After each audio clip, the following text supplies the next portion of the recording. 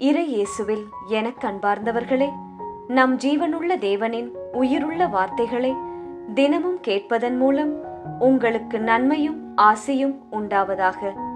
இன்றைக்கு நம் உள்ளத்தில் ஆண்டவர் பேச விரும்புகிற திருவசனம் எண்ணிக்கை 21 அதிகாரம் 8 திருவசனம். இதை பார்க்கிற ஒவ்வொருவனும் பிழைப்பான் என்றார். இறை இயேசுவில் எனதருமை நண்பர்களே, உங்கள் அனைவருக்கும் நம் இயேசுவின் அன்பை உரித்தாக்குகின்றேன். இன்றைய புனிதராம் ஸ்வீடன் நகர் கேத்ரினிடம் நமக்காக இயேசுவிடம் பரிந்து பேச வேண்டி மன்றாடிக் கொள்வோம். நண்பர்களே, ஒவ்வொரு நாளும் இந்த தவக்காலத்தில் விசேஷமாய் சிலுவையை பற்றிய ஒரு சின்ன தியானம் செய்கிறோம். ஏதோ ஒன்றை புதிதாக நமது ஆண்டவர் இயேசுவின் திருச்சிலுவையை பற்றி தெரிந்து கொள்கிறோம். இது கண்டிப்பாக உங்கள் விசுவாசத்தை அதிகப்படுத்தும் என்று விசுவசிக்கிறேன். சிலுவை, அதில் அனைத்துமே உள்ளது. அன்பு உள்ளது, ஆறுதல் உள்ளது, நல்ல குணங்கள் உள்ளது, வெற்றி உள்ளது, வல்லமை உள்ளது. இன்று நாம் தெரிந்து கொள்ள போவது சிலுவை, அதில் வல்லமை உள்ளது என்பதைத்தான். நம் மனதில் பல கேள்விகள் எழலாம். எப்படி சிலுவை வல்லமையானது? என்னென்ன வல்லமைகள் அதில் உள்ளது என்பதாய். இன்றைய வசனத்தை கேட்டீர்களா?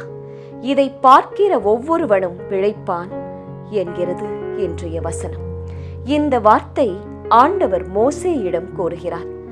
இஸ்ரவேல் மக்கள் கடவுளுக்கும் மோசேவுக்கும் எதிராக முறுமுறுத்தனர். இந்த பாலைவனத்தில் சாகவா எங்களை எகிப்திலிருந்து அழைத்து வந்தீர் என்று நன்றியில்லாமல் பேசினர். உணவு, தண்ணீர், மாமிசம், கிழங்கு இல்லையே என்றனர். ஆண்டவர் கோபம் கொண்டு கொள்ளிவாய் பாம்புகளை அனுப்பினார். அவை கடித்து பல மக்கள் இறந்தனர். இஸ்ரவேல் மக்கள் உடனே மோசேவிடம் விரைந்து வந்து, நாங்கள் பாவம் செய்து விட்டோம், ஆண்டவருக்கு எதிராக பேசிவிட்டோம், இந்த பாம்புகளை அகற்றிவிடும் என்று மன்றாடினர். மோசேவும் இஸ்ரவேல் மக்களின் சார்பாக ஆண்டவரிடம் ஜெபித்தார். அப்போது ஆண்டவர், வெண்கல பாம்பு ஒன்றை செய்து அதை கம்பத்திலே பொருத்தி உயர்த்து, பாம்பு கடிக்கப்பட்டோர் இந்த வெண்கல சிலையை பார்த்தால் பிழைப்பான் என்றார். இதே போல்தான் நண்பர்களே, நாமும் இஸ்ரவேல் மக்களைப் போல தேவன் இயேசு நமக்கு இது நாள் வரை செய்த அனைத்து நன்மையான காரியங்களையும் ஒரு கஷ்டம் வந்துவிட்டால் மறந்து விடுகின்றோம். உடனே முறுமுறுப்போம், ஜெபிக்க மாட்டோம், ஆலயத்திற்கும் செல்ல மாட்டோம். எங்களை மட்டும் ஏன் ஆண்டவர் இப்படி சோதிக்கிறார் என்று பேசுவோம். அது தவறு அல்லவா? துன்பம் நம் விசுவாசத்தை குலைக்க, நம் அமைதியை கெடுக்க சாத்தான் கொண்டு வருவது. அது ஒருபோதும் நம்மையும் இயேசுவையும் பிரிக்க கூடாது. மாறாக போராட்டங்கள் வரும்போதுதான் இன்னும் அதிகமாய் இயேசுவை தேட வேண்டும். உயர்த்தப்பட்ட சிலுவையை, அதில் நமக்காய் விண்ணுக்கும் மண்ணுக்கும் இடையே தொங்கும் இயேசுவையே நோக்கி பார்க்க வேண்டும்.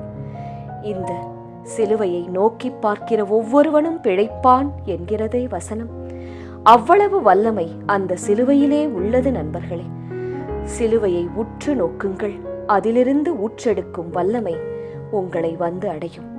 நீங்களும் பிழைப்பீர்கள். ஜெபிக்கலாமா? இயேசுவே, உமது சிலுவையை நாங்கள் நோக்கி பார்த்து பிழைக்க அருள் தாரும். நம்பிக்கையோடு திருச்சிலுவையை பார்க்கிறோம். அதிலிருந்து வரும் வல்லமை எங்கள் வாழ்வை சரியாக்கும், சீராக்கும், ஆசிர்வதிக்கும், பாதுகாக்கும், வழிநடத்தும் என்று விசுவாசிக்கின்றோம். ஆமென். இயேசு கிறிஸ்துவின் பெரிதான நாமத்தின் நிமித்தம் ஜெபிக்கிறோம். ஆமென். ஒவ்வொரு நாளும் உங்கள் உள்ளத்தில் ஆண்டவர் பேச விரும்புகிற இறை வார்த்தையை தெரிந்து கொள்ள ரோசரி பிரேயர்ஸ் சேனலை சப்ஸ்கிரைப் செய்யுங்கள். மேலும் உங்கள் நண்பர்கள் மற்றும் உறவினர்களுடன் ஷேர் செய்யுங்கள். நன்றி.